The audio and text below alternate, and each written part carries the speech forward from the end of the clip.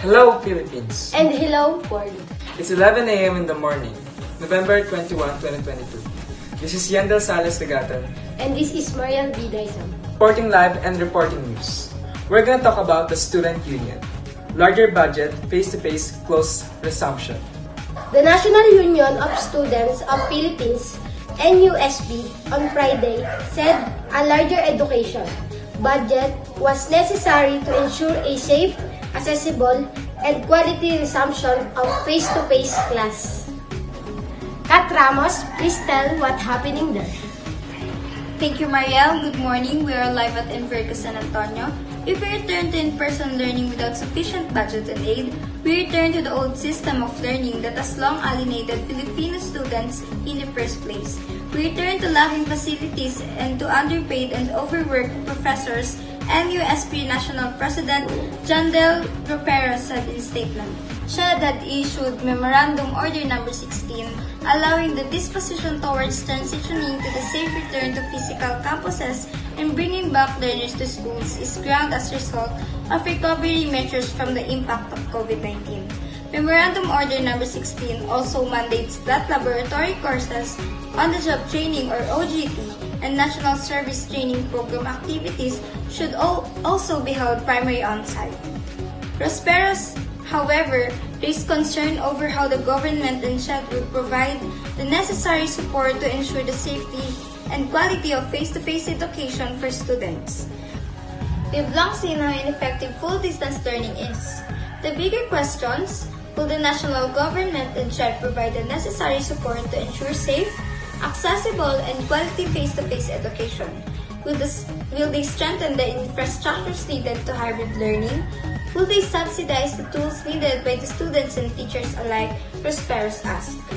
It must be recalled that as early as August 2021, the union and more than 100 students' councils had already called for the resumption of face-to-face classes. In September of the same year, the National Economic and Development Authority, or NEDA, learning is only 37% as effective as face-to-face learning, she added. GMA News Online sought SHED's comment on the matter, but the Commission had yet reply as of this posting. Back to you, Mr. Yindal Dagatan. Thank you, Ms. Kat.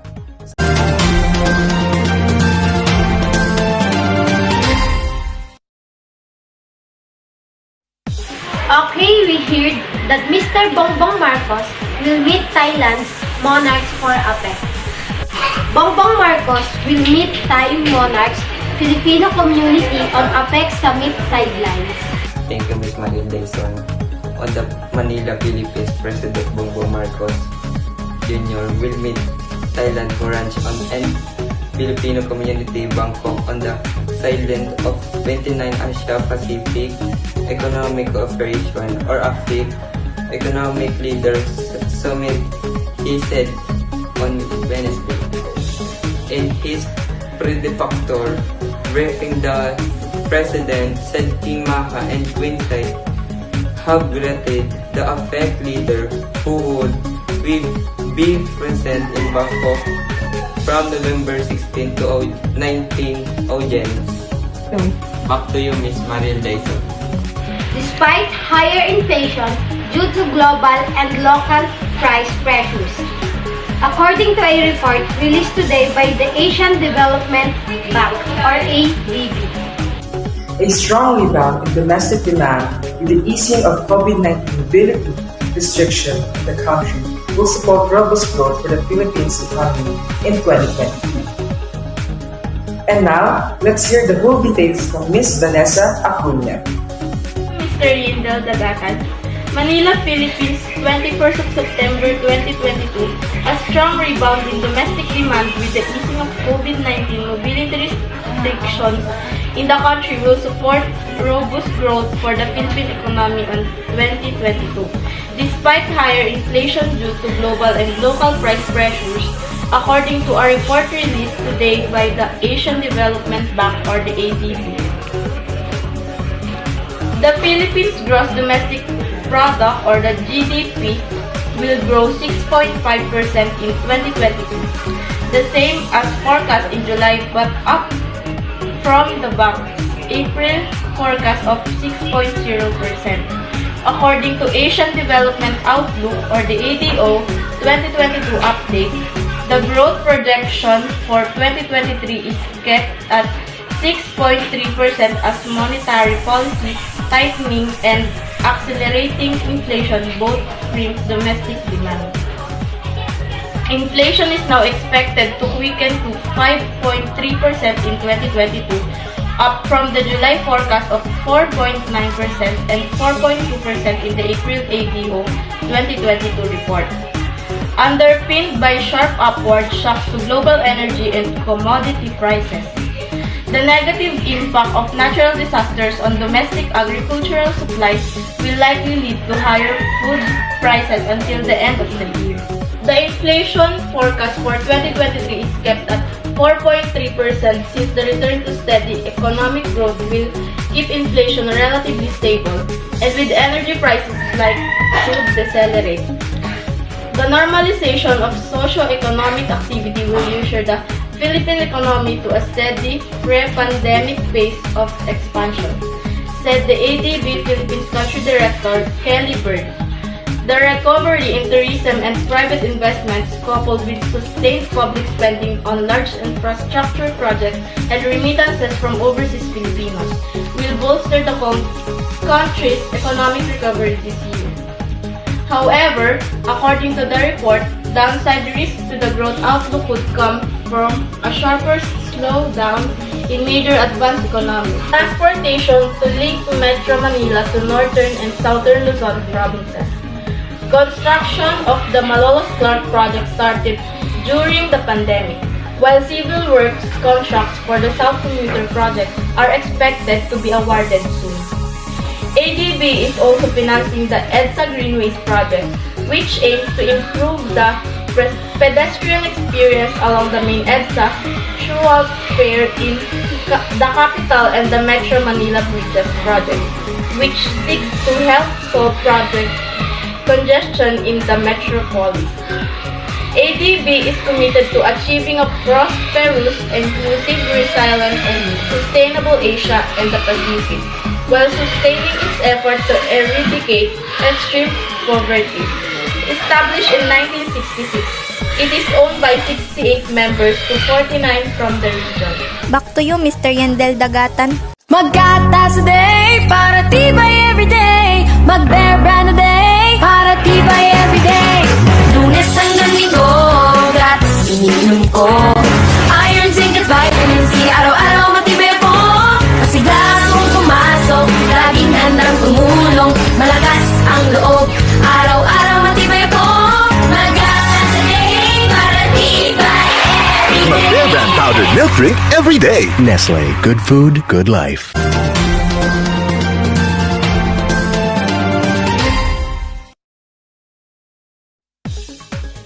The Quezon Province Sangguniang Panlalawigan has passed a resolution declaring that the province is now in a state of calamity in the aftermath of Typhoon Paeng. Let us hear Christine Rojas for the whole details. Thank you, Ms. Mariel Dyson. As of now, the Quezon Province Sangguniang Panlalawigan has passed a resolution declaring that the province is now in a state of calamity in the aftermath of Typhoon Paeng. Quezon Governor Angelina Tan led a Zoom video conference of members of the Provincial Disaster Risk Reduction and the Management Council on Sunday, which approved the resolution. The meeting also tackled PDRRFC damage and needs assessment report, as well as initial assessment and social welfare and development office. The meeting also tackled PDRRFC damage and needs assessment report, damage report from the Provincial Social Welfare and Development Office, Provincial Engineering Office, for Engineering District of the Department of Public Works and Highways, the Department of Education, the Provincial Agriculturist Office, the Provincial Veterinarian's Office, and other concerned agencies. It was estimated that about 23,902 families or 82,385 food packets were sent out starting on Friday. The local disaster risk reduction and management office also reported that 5 people were victims of drowning incidents identified as Arnold Kenza, 52 of Barangay Dagatan, Dolores, Quezon, Michael Mercado Perez, 49 of Barangay Ligwit, Bantayan, Binangian, Quezon, Barangay Pinangbayanan, Pagbilaw, Quezon, Gerald Dochada Sunar of Barangay Bubuin, Infanta, Quezon, Felipe Monteraso, 4058 of Barangay Tulay, Buhangin, Padre Burgos, Quezon, and an unidentified naked man found at the seashore of Purok, Dulog, Bunhangin, Dalahican, Lucena City.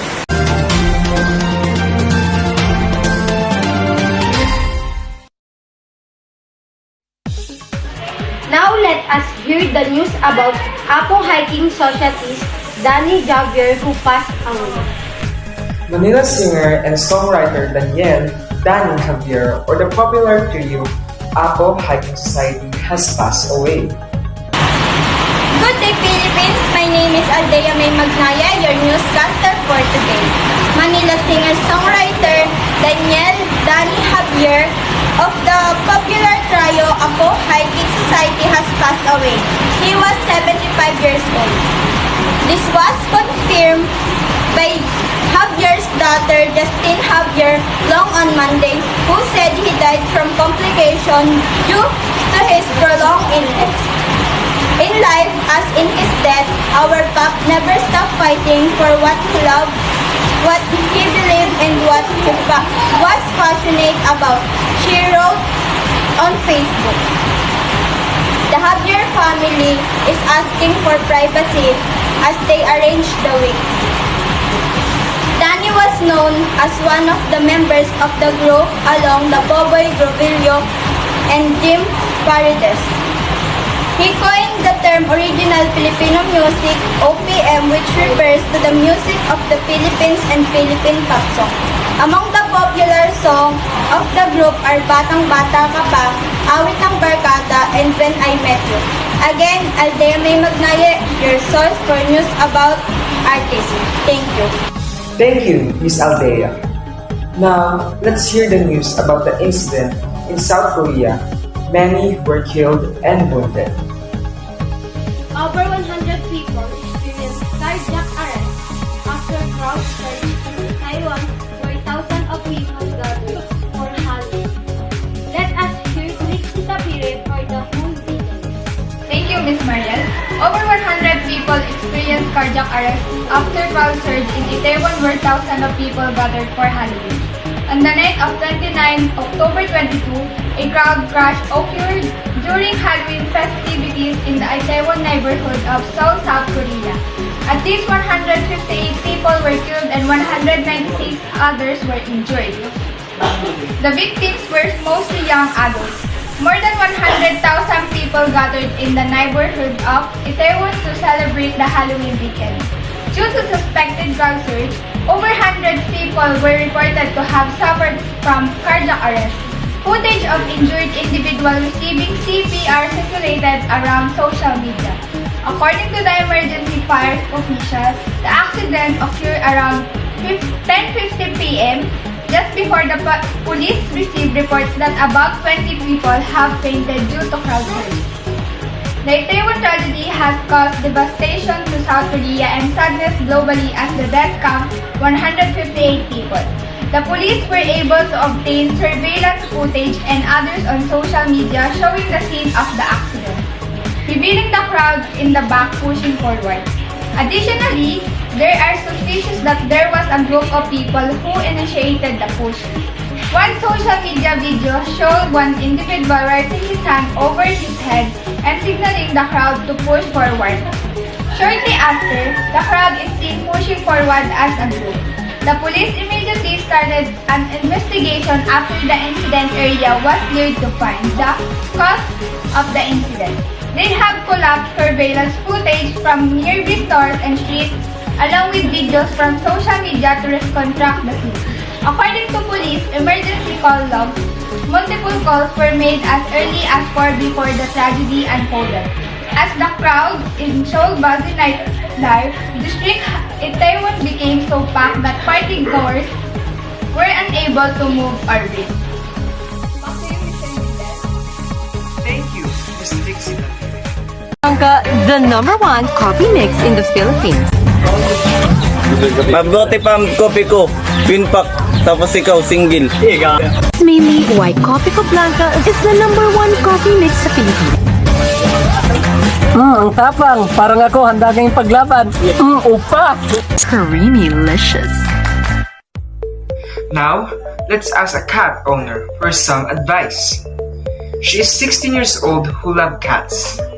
And let us know the full details with Mariel Dyson. I am here to interview Miss Aya Villarmino, who owns the beautiful cat. Good day everyone, I am Aya Bellarmino, the owner of the cat, and I am here to share the details about cats.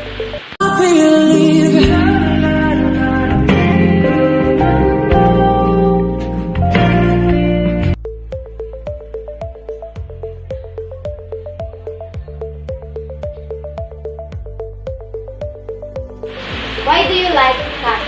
Because cat is very sweet and very loyal to the owner. It is okay to bat the cat. Yes, cats should be given a bath once every 4 to 6 weeks, depending on how often they grow themselves and the environment they usually in. If your cat is more outside and enjoys itself while playing, it's a good idea to help with the grooming process as they alone won't be able to properly get clean. Can you tell us what is the attitude of your cats? Cats have a wide range of emotions. They feel sad, happy, and frustrated. And if you want to have a good relationship with your cat, you must need to know their needs and recognize those emotions and respond them when they need it. Thank you very much for watching today, November 21, 2022. This is Yandel Dagatan, reporting live and reporting news.